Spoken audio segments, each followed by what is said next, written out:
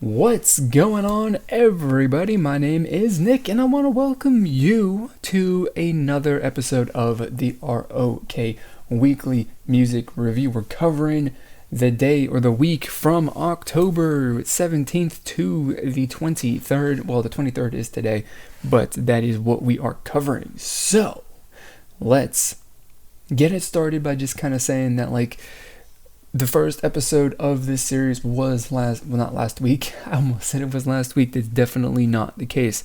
It was 3, 4, 5 million weeks ago. And I'm trying to get this released every single Sunday, I should say, for you guys, so that you can just listen along and get, just participate in the show with the channel, because that's what this is all about. That being said, this series here is meant to be more like a podcast or like a radio show. So you don't specifically have to, watch the video. You don't have to, or this video specifically. I mean, there's going to be video elements, but it's not particularly the most important thing to pay attention to. So, just here, we're here to talk and discuss the topics and just listen to what I have to say. And, of course, like I said, in the first episode, we're working on, just the basic fundamental series or segments that we're going to have, which are the songs that I covered over the last week, the albums, K-pop news, and stuff like that. So, without, dragging this out for a ridiculous amount of time anymore, let's get into the first section, the first segment of this show, and that is to recap some of the songs that I specifically reviewed, that I made videos for. And of course, this is the one section where I'm going to take, or where, I'm going to talk a little bit about the song and stuff, maybe a week after listening to it for a week. And we'll also take into, or, put on display some comments that I thought were noteworthy and I thought were pretty good and that I got in the comment section. So I just do that. I just, highlight the comments there to kind of show the people who watch this channel regularly that participating in the comment section is valuable and worth it, because get a little attention, right? You guys give me the love in the comments by leaving good, solid quality, high quality comments, and I want to show the love back by putting those on display for the entire world to see and giving you my thoughts in video form, because I can actually express what I have to say through the video, through spoken word, better than I can through written word. So that's kind of the reason. I want to highlight the high quality comments and encourage people to continue commenting on future videos and to provide good quality discussion. That's my hope and dream with this channel, is that my comment section can be a place where people can come and discuss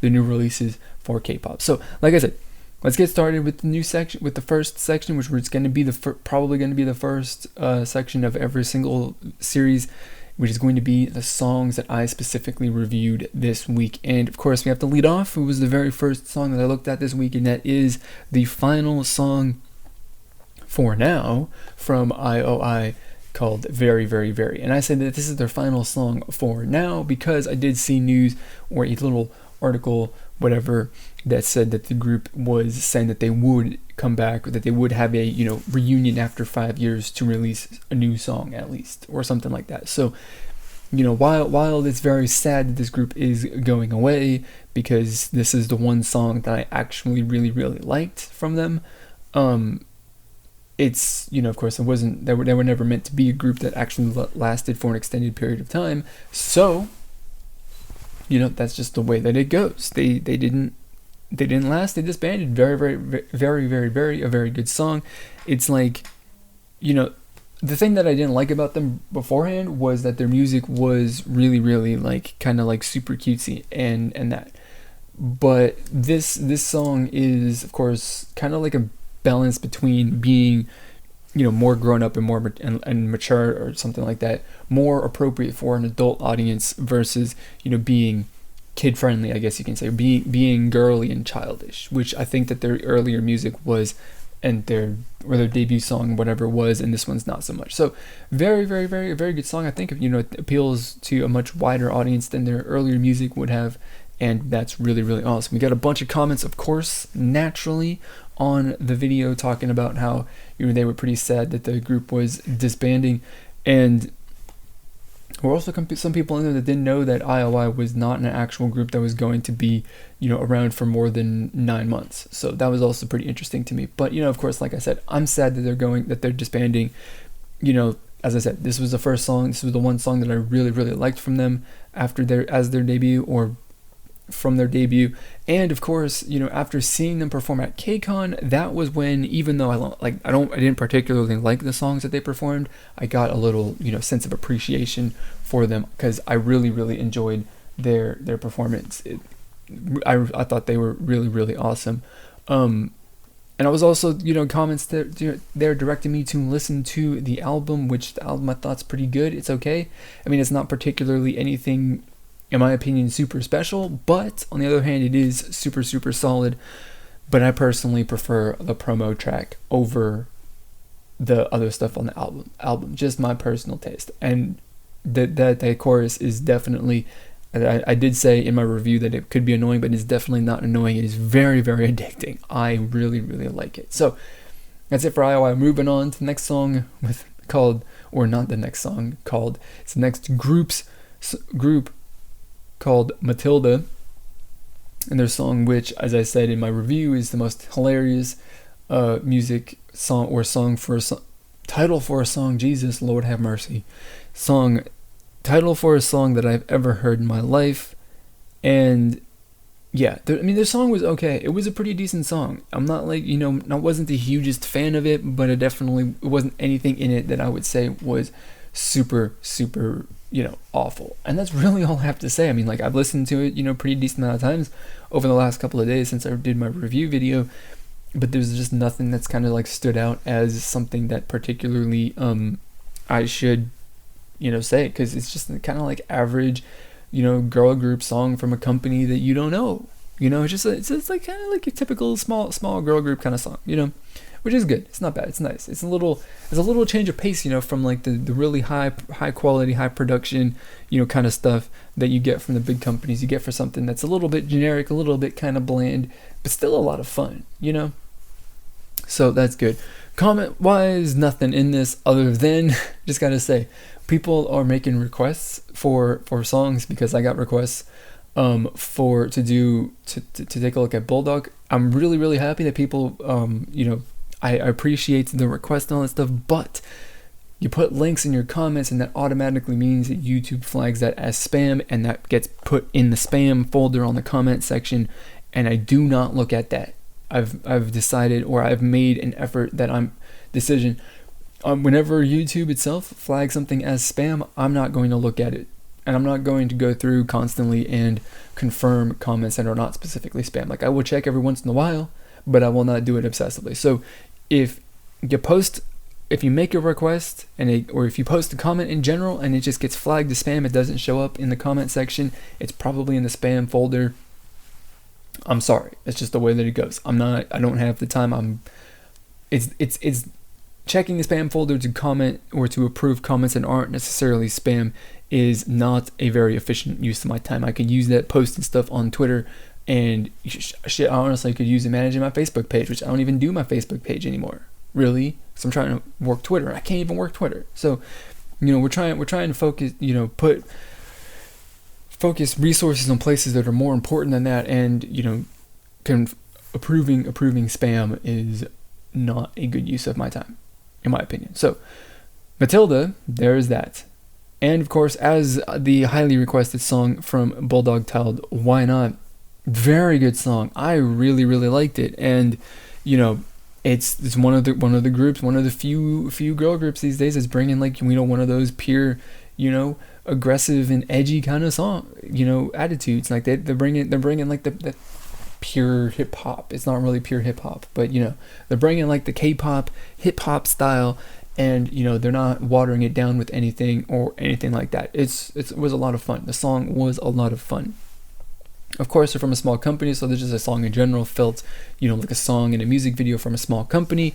That's to be expected, but I'm hoping and I'm praying that, people listen to this song, they look at the group and they see like these girls have some potential. These girls can, be awesome. They're bringing something different to the game, and we're gonna support them. We're gonna show them the support and help that group, elevate themselves in status in the K-pop market and stuff like that, and put out some really, really quality music. So moving to comments, this is the only video the entire week that I actually have specific comments that I would like to address. So first off, from Jade Delilah on her comment on basically how Korea doesn't like the image that they're putting out there, and how the members specifically, since they are former members of Produce 101, how they were treated on the show, and they were kind of like pushed to the back in favor of, the more cutesy kind of people. And a comment about, wishing Sonamu would go back to like Deja Vu and all that stuff.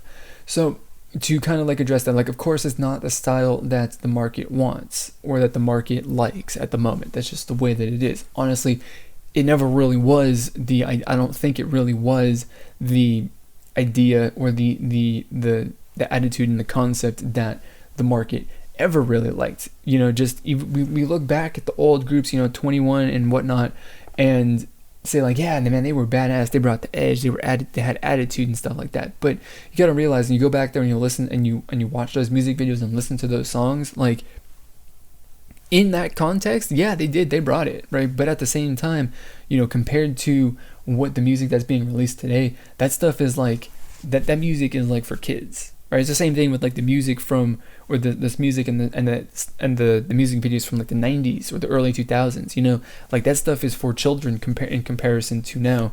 And that just kind of shows the evolution of K-pop. So looking back at the older groups and being like, yeah, that was awesome, and I wish people would go back to that. That was when the market and the K-pop fan base in general was into the edgy stuff, right? Isn't necessarily true, I don't think. It's just the way that it goes, and ultimately, like I said, it's not marketable. So that's why they get in the show, at least they at least from what they said. I've never seen Produce 101, so I don't know specifically, but which is why they were not discouraged. They were edited out, or whatever happened to them, so that it wasn't something, they weren't very prominent and didn't get votes for the show, and just the way that it goes. And then moving on to Sonamu, to address that whole thing, is that I was really moving up to, or in the build up to the debut of Sonamu, like we were hyped for a hip hop kind of group, and then Deja Vu dropped, and it was like, yes, this is awesome, this is really, really cool. But of course, when you listen to the album, none of the other songs matched the vibe that their debut promotion song was putting out.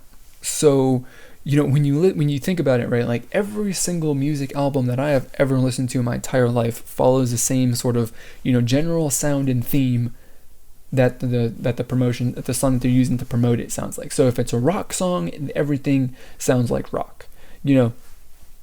Hip hop K-pop album or promotion song, you got hip hop, you might have some R&B in there. It's all follows a similar theme. So with their debut album not following a theme, right, it was very clear to me that the promotion song was just something that they came up with, I think more as like a marketing thing than anything else. And going beyond that, just the fact that the songs don't match. If you go into the packaging of the album, like, yeah, they got a photo shoot for the stuff that fits with with Deja Vu. It makes sense. I mean, they had the outfits, they had the wardrobe all made up, and the sets made, so might as well take some pictures.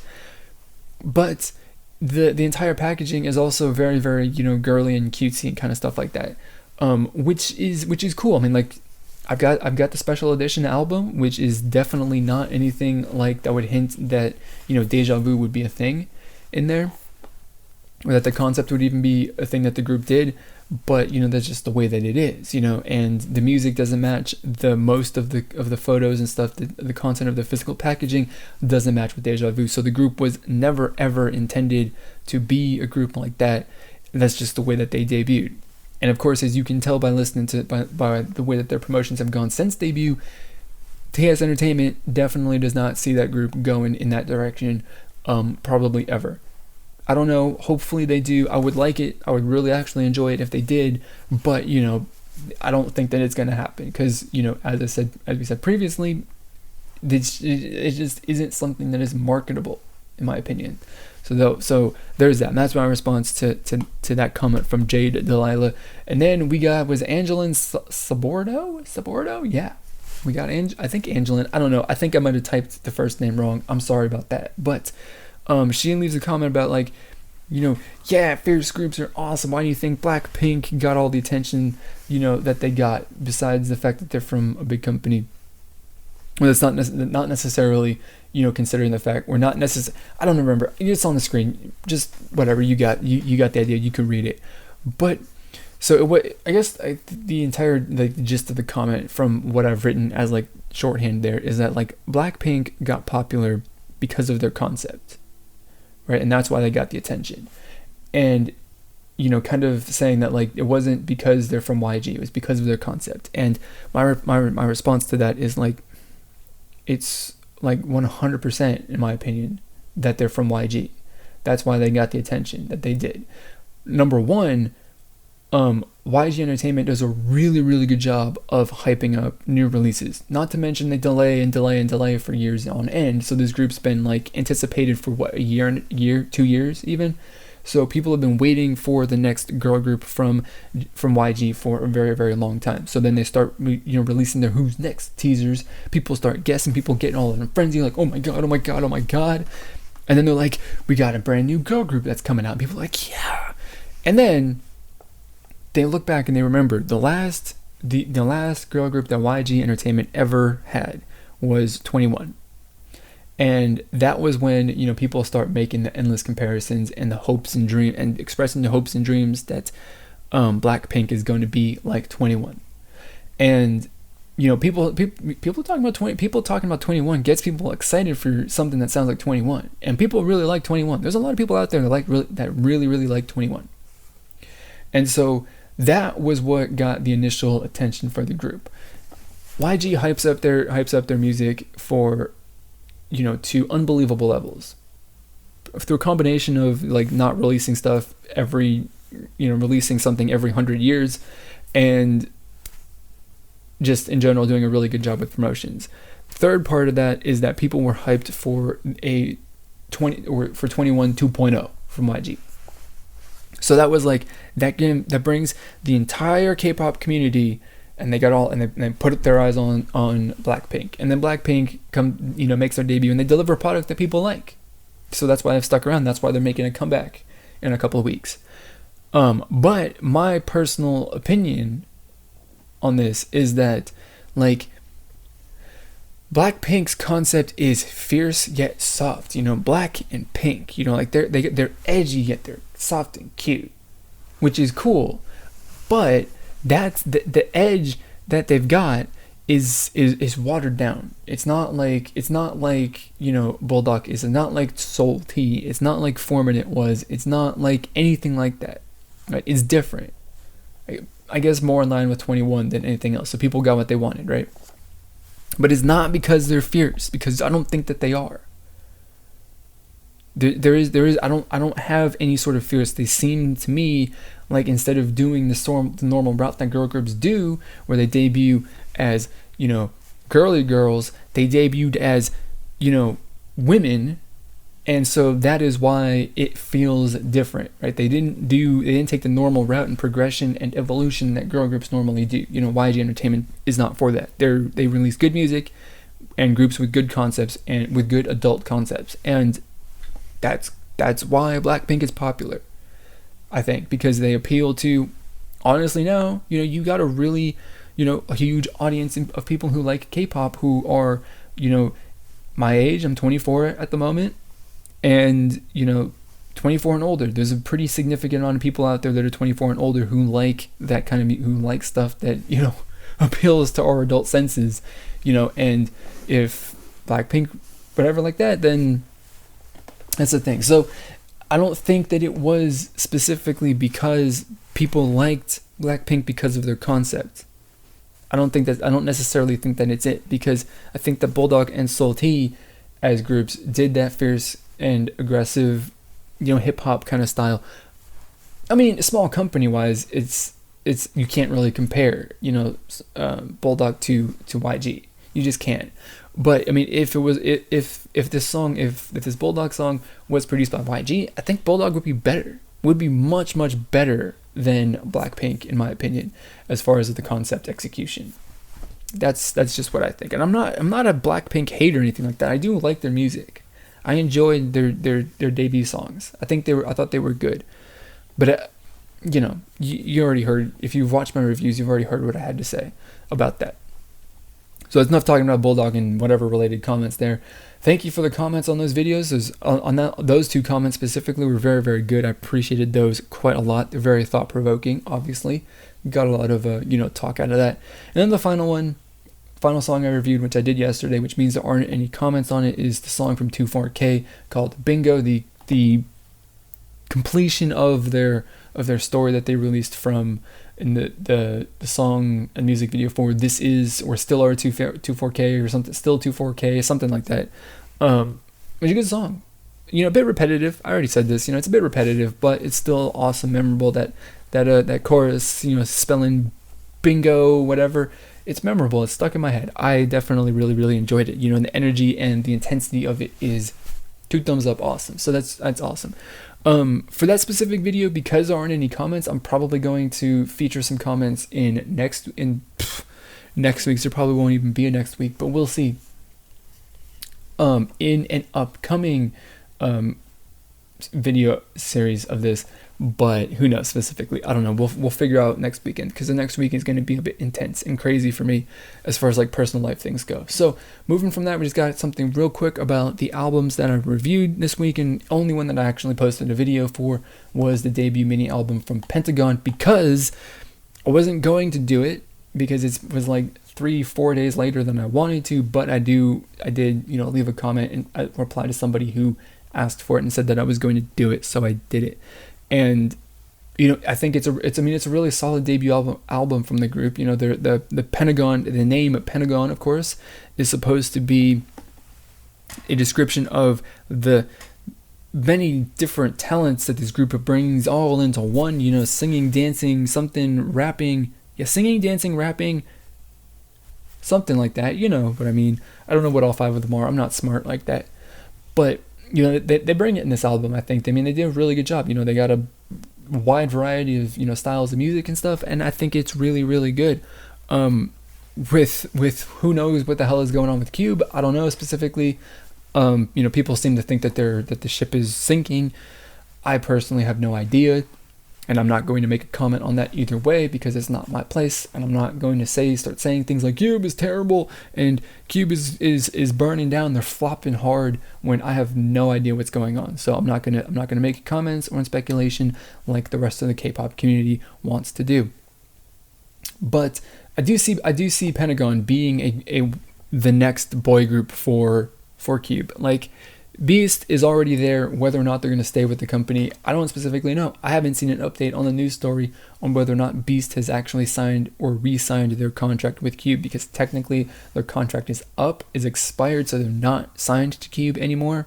There was news that they were going to start their own company, but Cube said that they're still in contract negotiations. So I don't know what's going on, but Cube has got Beast as like the top boy group. B2B is okay. They're surviving. I think they're not like not releasing like crazy amazing good music, but it's also not bad.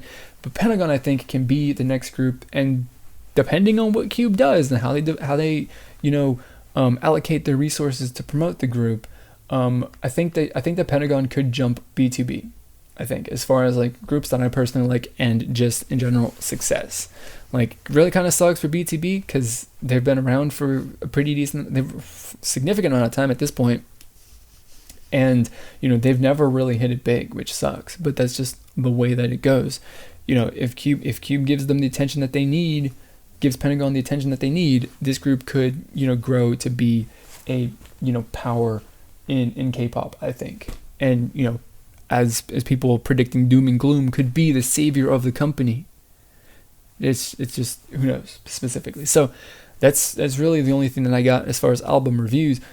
One little thing for K-pop news, and that is that It happened, was it last week, 2 weeks ago? I don't know, but I think it's significant. Of course, it is significant. Armies and BTS fans all around the world will say that it's significant, and that is that BTS's brand new album hit or debuted on the Billboard top 200 or whatever, as far as like album sales, which is awesome. They debuted at position 26, which is pretty high up there, of course. 26 top 50 in the world, which is pretty awesome. So the question that kind of leads to is like, is that a sign that K-pop is growing in popularity, or is it just that BTS is a really popular group? And I mean, I don't really pay much attention to to this news. I haven't really up until recently. I'm trying to, just because I'm trying to post stuff on Twitter and just get some news to include in this as segments in this show. But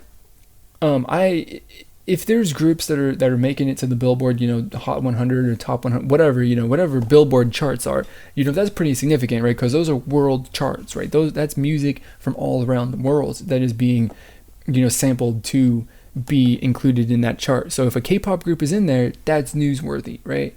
And I haven't seen like any news really of that, of any K-pop acts and groups, making it onto any Billboard charts. So BTS making it on this chart is really, really significant. But, I don't think that it's an indication that, K-pop is becoming a world phenomenon like that. Because if it was, I think that there would be more groups and more albums, consistently charting at some position, whether that's at number 200 on this specific chart or number 1, there would be more K-pop groups on there. Like I said, I don't specifically know, so it's also possible that I haven't heard any news about this. So if I'm completely mistaken about that, of course, let me know if you've even gotten this far in this video, because I know this is quite long. I'm looking at the recording there, it's about 27 minutes. But what it ultimately comes down to, I think, is that BTS just has got like a massive fan base. Like, they have got some crazy support. I mean, I think that the number that I saw was 16,000 albums sold in the first week that it was released, with the first week that whatever the week is that chart was sampled at, which is pretty significant. That was last week. I think it ended on October 13th last week. I don't remember specifically, but that's really crazy. And this is a group that I think that has other than some of the super established groups, EXO, Girls' Generation, those kind of groups from like K-pop 2.0 or whatever. BTS is the one group that has like the international, like the world support in K-pop. Like, there is no other group that comes close in K-pop, in like modern groups. There's just no other group, and that's pretty significant. And of course, that's definitely the thing that pushed them over the edge and got this, generated this news. So that's pretty awesome. Happy for them, happy for their fans, because of course the fans like to collect all the awards and music shows and see how many views and music videos are generating and stuff like that, because it's and then wear that stuff as a badge of honor. So wear your Billboard chart appearance with honor, and don't use it too often to put down other groups, because that's not nice. Just saying, like, we're proud of our group, our guys, and we'll continue to support them to debut at number 25 with the next album. We want to get better. Just be nice about it. Just be nice about it. Don't make people hate you. But that's it. That's all I got. I'm done. If you made it all the way to the end of this, listening to me ramble and talk and stuff like that, hopefully you thought it was awesome. If you didn't, or you have any other suggestions for what you want to hear me talk about, specific segments that I could do, because I know these are just kind of generic. I'm working on developing stuff that I can bring in, frequently or every once in a while as I've got content, so let me know ideas for stuff down below. If you've made it this far, then tell me what your favorite song of the week was. What was your favorite song of the week? I know that there was a bunch that I didn't actually listen to, and I didn't even talk to in this video, or in this episode, this show, like I want to, but that's going to be that. So before this gets to be we're just over half an hour long, so before this gets to be 31 minutes long, I'm gonna end it here. So thanks everybody for listening to this episode of the ROK Weekly Music Review. hopefully you enjoyed it. If you got any, questions, ideas, comments, anything like that, responses to anything that I said, of course, leave it down in the comments below.